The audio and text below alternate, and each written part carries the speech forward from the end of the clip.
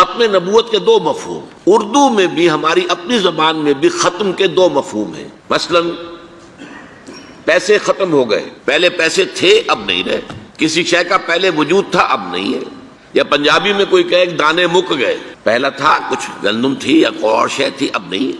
یہ ختم نبوت کا ایک مفہوم ہے کہ وہ نبوت جو چلی آ رہی تھی حضرت آدم علیہ السلام سے، اس لیے کہ پہلے نبی حضرت آدم تھے، وہ نبوت جو چلی آ رہی تھی وہ ختم ہو گئی، اب حضور کے بعد کوئی نبوت نہیں۔ لیکن ایک دوسرا مفہوم اس کا کیا ہے؟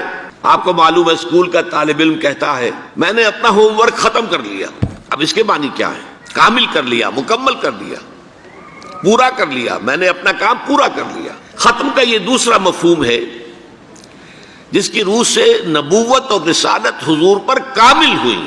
ذرا نوٹ کیجئے، پہلا مفہوم اپنی جگہ پر ایک واقعہ ہے، حقیقت ہے، ایک چیز چلی آ رہی تھی آتے آتے ختم ہو گئی، چلیے واقعہ تو ہے۔ حضور کی عظمت کا کوئی پہلو سامنے نہیں آتا، حضور کی فضیلت کا پہلو ہے تو اس میں ہے کہ نبوت آپ پر کامل ہو گئی، رسالت کی آپ پر تکمیل ہو گئی، اس میں ہے اصل فضیلت، اس میں ہے آپ کی عظمت کا انکشاف۔